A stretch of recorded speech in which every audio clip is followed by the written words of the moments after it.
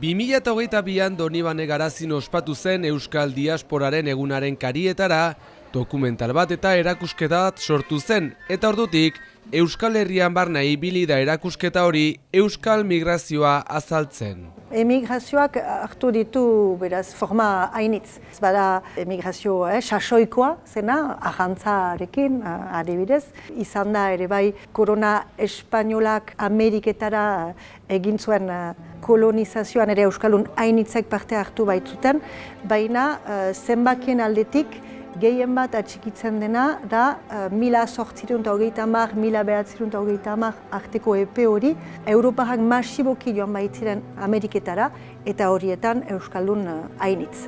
Amerikara noa nere borondatez. Arrazoin oso hainitzak dira eta arrazoin desberdinak egiten zuen jendeak emigratzen zuela. Baina batzuen aipatzeko Euskal Herrian plantan emana zen, beraz sistema hori premutasunarena, non etxe bateko haur batek baizik ez zuen etxondoaren segira hartuko, eta horrek egiten zuen beraz beste haurgideak kandidatu potentzialak zirela, beraz emigratzeko.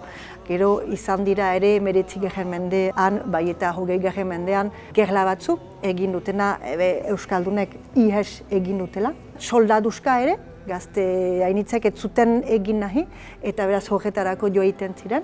Baina badira ere beste arrazoin batzu, gehiago lotuak direnak Ameriketako herriei, nahi baitzituzten Europarrak jinarazi masiboki haien lurralde handi horien populatzera.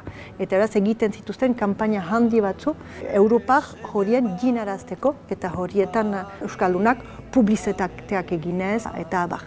Eta ere arrazoi psikologikoak, familiarrak ere bai, eta hori importantara aipatzea, maiz gutunak pasatzen ziren, eta horrek egiten zuen, gazte batzek entzuten zuela, haren osabaren, izebaren berri Ameriketan, ero aitatxia amatxia sortua zela, eta horrek guziak egiten zuen, ere bai, Amerikak itzirela hain urrun psikologikoki.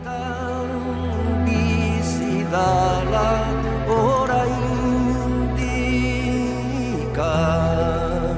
Euskaltasunaren mantentzearen joera hori eta horren mantentzearen manerak ere aski bereziak dira eta aski amankomunak dira izan Ipar edo Hego Ameriketan.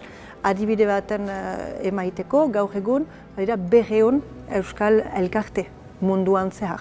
Horietan Euskara klaseak proposatzen dituzte, askotan dantza taldeak badira, Euskal musika beti egite dute haien besta denboretan. Elkarte bakoitzak badu ere bere festa, oso importantan dela, eta erakustera emaiten dute zeharro diren Euskaldun txenditzeaz, eta erakustera munduari zer den Euskal kultura, eta hori ere beste joera bat da. 20. mende erditsua arte, Euskaldunek haien euskaltasuna bizi zuten haien artean, baina 1940 hamarkadatik goiti Argentinan eta 1960 mendetik goiti Ipar Ameriketan, gauzak aldatu dira, nahi izan baitute haien euskaltasuna erakutsi publikoki. Eta horren adibide euskarazko prentsa idatzia bera. Baditugu adibide hainitz eta lehenak direnak.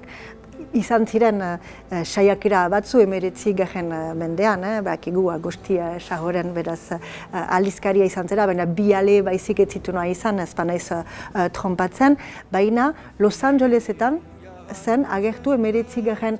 mendean, beraz lehen euskarazko astekaria eta urte batzuez beraz iraun zuena, hainoan sortu zen Goitino jaunak partiarazi zuena Los Angelesetatik. Erakusketa hori berriki Lapurdiko hainbat txokotan ikusteko parada izan dugu, Baionan, Senperen eta Saran kasu, eta nahi duenak beraiekin harremanetan sartuz, beren herrira eraman dezake Euskal Diaspora hobeto ezagutzeko.